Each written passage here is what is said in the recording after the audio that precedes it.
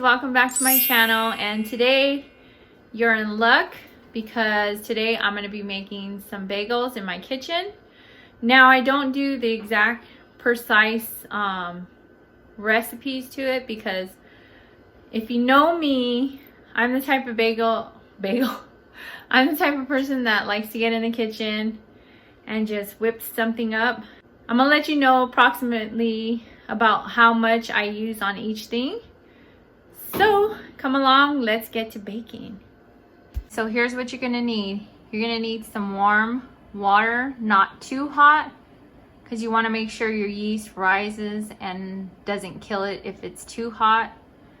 And you're also going to need some molasses, and I use some Greek yogurt as well as some salt, and here is some instant yeast. I'm also going to be using honey and some sugar, but some of these ingredients is going to come a little bit later. The first thing I'm going to do is I'm going to take some of this honey, maybe about 2 teaspoons of honey. And this I like to put, or sugar, just to activate the yeast. And then I'm going to put a tablespoon of the instant yeast. Now normally this one you don't have to activate it, but I still like to activate any yeast. And then I'm gonna pour up to the 2-cup line the water, the warm water. And if your yeast is alive and active, it's gonna start foaming up, so we'll wait till that starts foaming up, guys.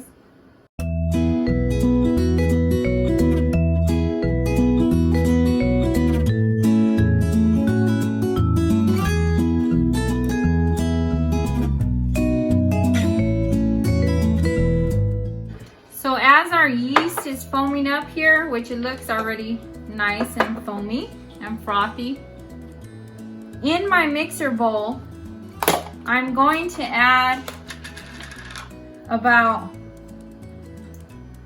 probably about 4 heaping, which is like heaping tablespoons of Greek yogurt.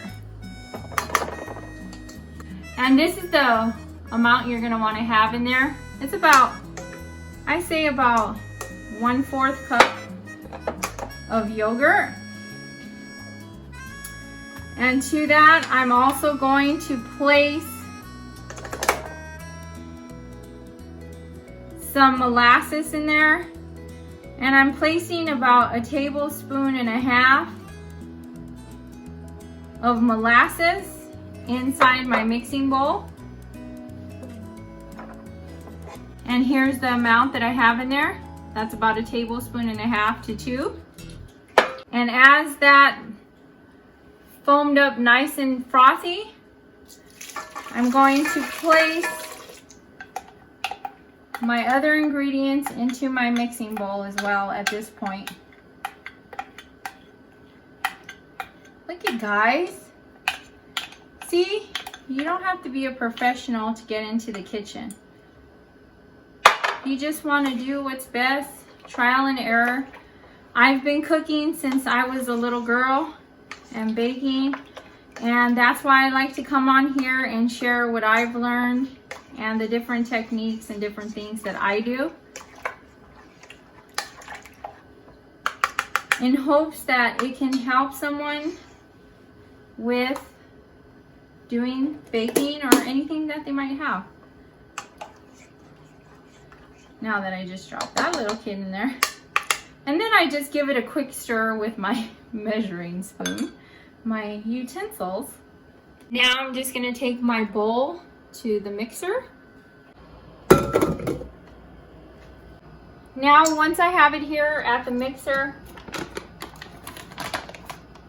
you're gonna wanna take your flour, and of course this is gonna be your main ingredient. Well, one of your main ingredients. And I just pour it and cover all of the wet liquids. At this point, I probably put maybe about 1.5 cups in there right now, because I don't want to add the salt directly to the liquid, because I don't want it deactivating my yeast that I already got frothy. So now I usually take about 2 teaspoons of salt and place it in at this point. Let me show you. See? That's how everything's gonna look. And now I'm just gonna mix it up.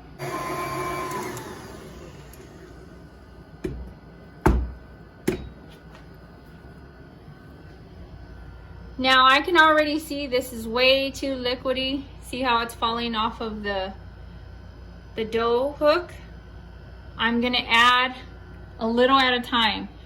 Now you have to be careful at this point, because you don't want to over add any flour, because you don't want it too tough. So I'm just gonna add maybe 1/4 to 1/2 cup each time, and then I'm gonna stir it in.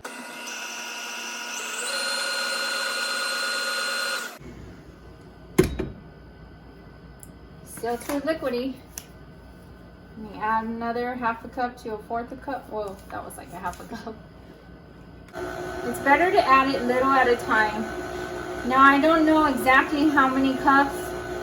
It's gonna depend on what kind of flour you use as well. Because each flour, and I'm telling you from experience, each flour is different. Because the one flour that I love to use is from Walmart, and it's in a blue bag, and it's premium flour. They didn't have my premium flour, so today I'm using this brand. I'm not too fond of it. I rather have my other flour, because I noticed this flour is more dense. But that's why I say you can't give an exact amount, because each and every one of your weather is different, and your temperature where you're at is going to be different, and also each flour is different. So there's a quick tip for you guys. So when you mix it, you're going to want to mix it, but I kind of lift it up. I know you're not supposed to do that, but I do that anyways. That's the way. I don't like it touching or going over this little white thing, so I lift it up, but it's completely up to you. And as I do that, I sing Jesus Loves Me, so I know he's keeping me safe. Guys, please don't judge me down in the comment section. This is the way I work in my home. I'm allowing you to come into my home, and I'm just giving you maybe some recipes or some tips that you can use. I have never been to a school. I'm not a professional, but I get a lot of compliments on my breads and my foods, and so I have to say this is what I've learned, and I'm just trying to share it with you guys. So thanks for being here, guys. Now this is how you want it. See, it's not dry, it's still soft. This is how you're gonna want it, but it's not sticking all over the place. See? Now you have your dough, and depending on how big you want your bagels, you're gonna take them, and I like to tuck them under and just pull them. I pull the dough and then tuck it. Pull it and then tuck it. And then I just take it on a flat surface and just roll it in circles with your hand. Now at this point, I just flatten it out a little bit, and bagels have holes in it. So you're gonna wanna place the hole. Some people do it different. Some people go like this, or you know, do different things, but I kind of like twirl it Guys, this is my 3rd time making bagels. So, this is how I do it. But I like to twirl it first and then kind of like tuck it under. The good thing about bagels is that each one is going to be unique. That's the lovely thing about bagels. And that's the cute story about bagels.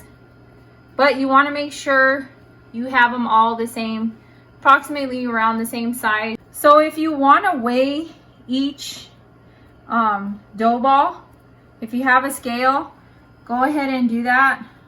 I don't have a scale, so I just like estimate. I tuck it under, kind of flatten it a little, and then I poke a hole with my finger. Then I put 2 fingers in and I kind of twirl it. Like a tire. Like a tire, like a flat tire. And then I just kind of twist and turn just so it won't be so flat when you roll it out. And then you place it on your mat. And there is your bagel. Number 2. So I'm going to continue to do this, and then I'll show you the next step.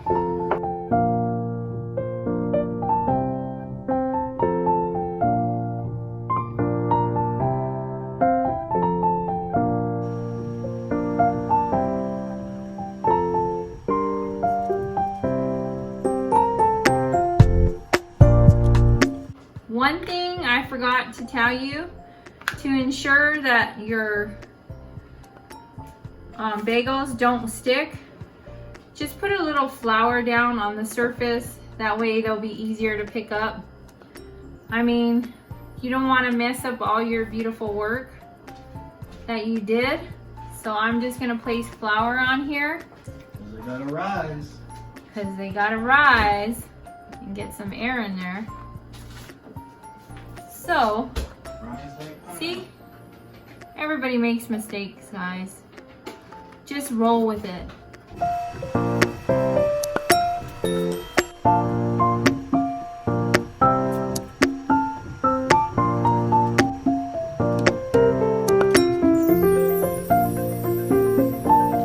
Now what I do is I just place a cloth over it and let them rise. And this is gonna take probably about anywhere from like 35 to 45 minutes, depending on your weather in your home and how hot it is and the temperature. So it can be anywhere from like 40 minutes to an hour. So we're gonna let these babies sit. Now 15 minutes before our bagels are gonna be ready to be baked off, we're going to make a water bath for them first. And you're gonna wanna put in your water bath, I'm going to put some molasses. And again, I'm just eyeballing it. And I'm gonna put about a tablespoon of molasses. And I'm also going to put probably about a tablespoon of sugar. And then I'm gonna mix this and let it get all nice and heated up. Now you guys see how it's starting to bubble here? See the little bubblies coming up? Right when it comes to the simmer bubbles, then we're gonna put these buttes. Look at how cute and beautiful our little bagels look. Ay, que lindas. Treat them like babies. Until I eat them. Well, yeah, until he tears them up. Voila. Woo, ta-da! So now you're gonna take these into your simmering hot water bath. See what I mean about putting the flour on the bottom? Because they're easier to grab. And then you can be very, gentle, gentle. Be careful not to burn yourself. Yeah, be gentle. And plop them in. And I would advise, depending on what pan you have, I'm only going to place 3 in there. Yeah. And then you're only going to have them on each side for about 10 seconds. And then you're going to flip them to the other side for another 10 seconds. 2, 1. Now it's 10 seconds on my time. So now you're going to take your first one you put in and you flip it. Don't burn yourself like I just did with the water. Flippy, flippy. Flip it. Take it and flip it. Now since this is on the bottom, just kind of dump the water off and then you're going to flip them and place them back on the right side, your bottom half, and continue to do this. Now's the perfect time to put sesame seeds on. Yep. What you do. Good idea, Cody, because I forgot. I almost forgot. Because I have some sesame seeds, and if you want sesame seeds on yours, you're going to want to take this opportunity right now, and you're going to want to sprinkle them on there. So you can have some with sesame seeds and some without. I like sesame seeds. So now you're going to take your next 3 and you're going to place them in. Each bagel looks different, just like everybody in this world. We're all unique. Yep. More seeds? Cody, more seeds? Do you like the sesames? I'm ready to put some jalapenos in there. If you want to make like onion bagels, if you want onion on these, you're not going to want to put it at this point because you don't want to burn them. Maybe like 5-8 minutes before the bagel is done. And if you do it that way, you're going to have to make some kind of wash, whether it be an egg wash, something like that. So that's word of advice. But if you want to put poppy seeds at this point, you can do this now. You don't have to put an egg wash because you already have water in there. And here's our last 2 that Dad's doing his own concoction of Yeah, I think a little black oregano. salt and oregano. Yeah. And then I have The poppy 6, seeds. no, Sesame seeds. 6 sesame seeds And and 6 6 regular. plain, and then 2 of Dad's. So My special this batch made approximately 14 bagels, depending on how big you want them. And these bagels right here are a good size. Here's my hand. Here's the bagel. So There's a bagel. now we're going to stick these babies in the oven. And you want to make sure at the beginning of the segment during the rising of your bread that your oven's preheated to 400 degrees. And now we're going to pop them in. If at any point during your baking your oven bakes hotter on one side, which mine usually does, you're going to flip them halfway. So anywhere from like 20 minutes to 25 minutes. So halfway through I'm going to flip them. Halfway through. Ooh, guys, just pull these out of the oven. Look how yummy they smell. And then you got, what'd you say? Look how yummy it is now. Well, They smell yummy. They Yeah, look yeah, delicious. yeah. That, you know what I mean. Look at his herbs over here. Yeah. Herb one. We're gonna taste these babies once they cool off. So now I just transferred them to a cooling rack so they can cool, and then I'm gonna place a cloth over them. So he couldn't wait till they were cooled off, No. and he got it. You hear that crunch, you guys? Crispy on the outside. Mm-hmm. And how's the flavor? Good. He's all, I'm enjoying this. Sorry, I'm bothering you enjoying it. Mm-hmm. I just want to hear that crunch again. The crunch, the crisp, and look at inside. Look at yours Nice over there. and soft, There's one but missing it's over there. crispy on the outside. That's your bagel. So guys, until next time, where I welcome you into my home, have a beautiful, blessed day. And like my Cody says, we'll be seeing you guys what? Next time. Soon. He's too busy eating. Yeah. Bye. See you later. Bye.